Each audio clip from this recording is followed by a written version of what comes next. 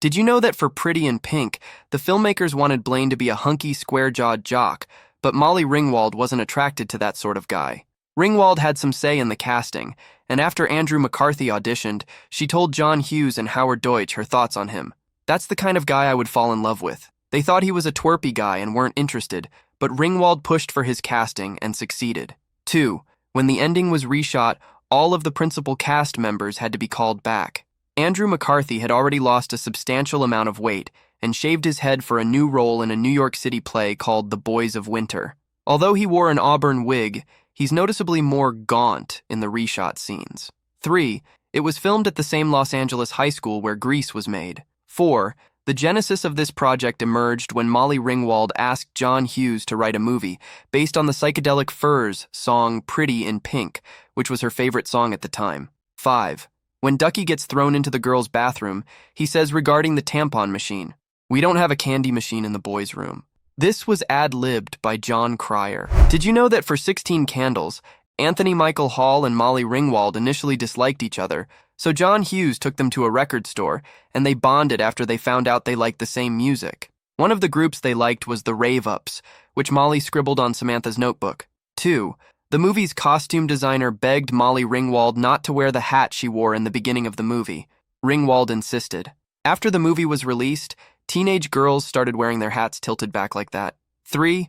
Of all the films Molly Ringwald made with John Hughes, she said she had the most fun on 16 Candles. 4. Carlin Glynn confronted John Hughes about the fact that the script didn't call for her to apologize for forgetting her daughter's birthday, despite the fact that her character was described as a good and attentive mother. Hughes agreed and added the scene where Brenda tearfully apologizes to Samantha.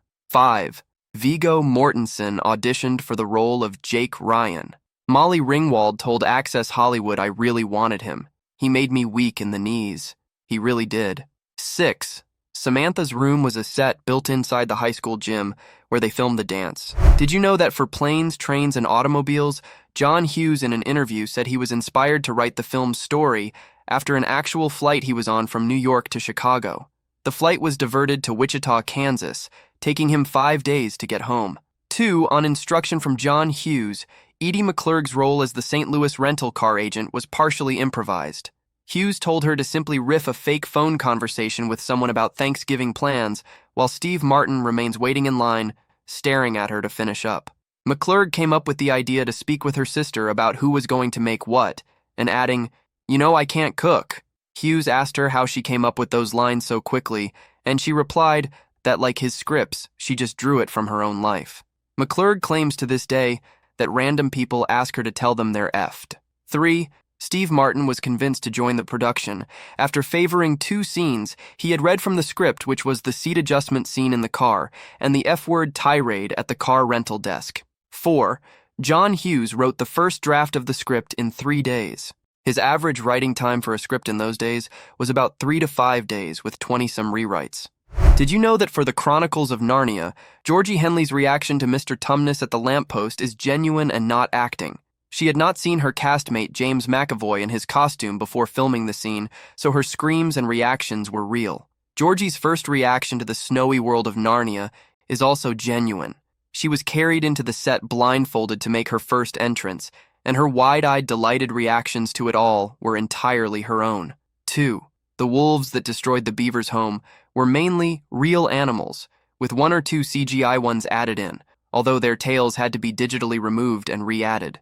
This is because their tails kept wagging while filming the scene, making them appear friendly. 3.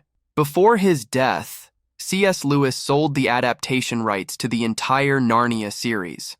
At that time, he despised television adaptations of his books, believing they were non-realistic, since actors had to wear suits to play non-human characters. It was only after seeing a demo reel of creatures created with computer graphics and the advancement of that technology that Lewis's stepson approved a film adaptation. 4. In the movie, Edmund asks if the White Witch can make him taller. In fact, Skandar canes grew 6.5 inches during the filming of this movie. Did you know for Harry Potter and the Sorcerer's Stone, Alan Rickman was handpicked to play Snape by J.K. Rowling and received special instructions from her about the character. Rowling even provided him with vital details of Snape's backstory not revealed until the final novel. 2.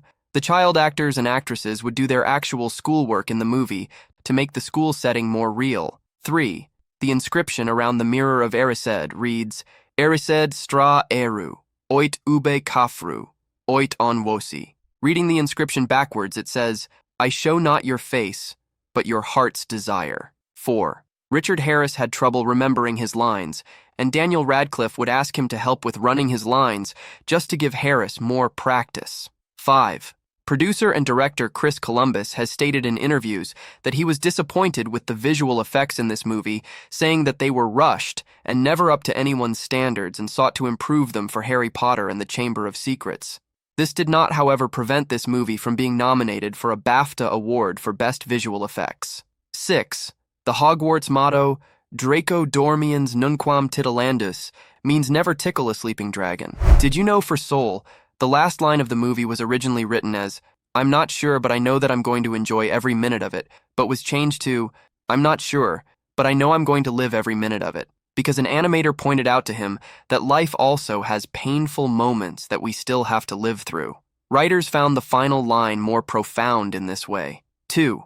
The character's name 22 is a reference to the paradox Catch-22.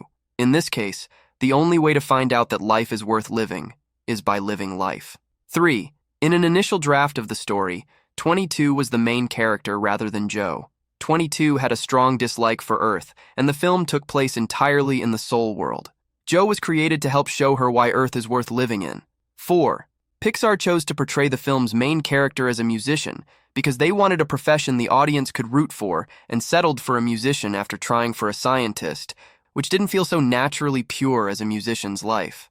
Pete Docter described Soul as an exploration of where should your focus be. What are going to be the things that you look back on and go, I spent a worthy amount of my limited time on Earth worrying or focused on that? Did you know for How to Train Your Dragon, the hesitation Toothless shows during the famous touch scene was actually an animation error. However, it looks so perfect that the animators chose to leave it in the film. 2. The Night Fury dragon species was originally going to be more wolf-like in appearance. Instead, a DreamWorks employee's computer screensaver of a black leopard inspired the film's creators to make Toothless more feline in appearance. 3. Due to popularity from this film's release, many animal shelters reported that many black cats were adopted and named Toothless. 4. The appearance and personality of Toothless was inspired by cats, dogs, and horses. The face also bears some resemblance to the giant salamander, the largest amphibian in the world. The shape of his face is also reported to have been based on the face of Stitch from Lilo and Stitch, also directed by Chris Sanders and Dean DeBlois.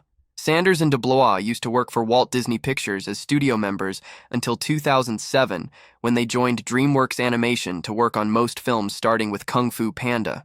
5. During the popular DreamWorks intro part of the movie, where a boy on the crescent moon is holding a fishing pole, the shadow of the Night Fury flying through the star-filled background can be seen for a brief moment. Did you know for A Beautiful Mind, John Nash visited the set, and Russell Crowe said later that he had been fascinated by the way he moved his hands, and he had tried to do the same thing in the movie. He thought it would help him get into the character. 2. The equations seen on the classroom chalkboards are actual equations written by the real-life John Nash. 3. John and Alicia Nash were involved in a car accident in May of 2015 when the driver of a taxi they were riding in lost control of the car and collided with a guardrail and a second car on the New Jersey Turnpike. The New York Times said that although the two drivers suffered only minor injuries, the Nashes were ejected from the cab and pronounced deceased at the scene. John was 86 and Alicia was 82. 4. The film was shot in sequence in order to help Russell Crowe develop a consistently progressive manner of behavior. 5. Jennifer Connelly, who plays Alicia Nash, and Paul Bettany, who plays Charles, married shortly after the movie was released. 6. Nash's mutterings after he loses the board game, "The game is flawed. I had the first move I should have won," are in reference to game theory, the economic theory that John Nash is probably most famous for.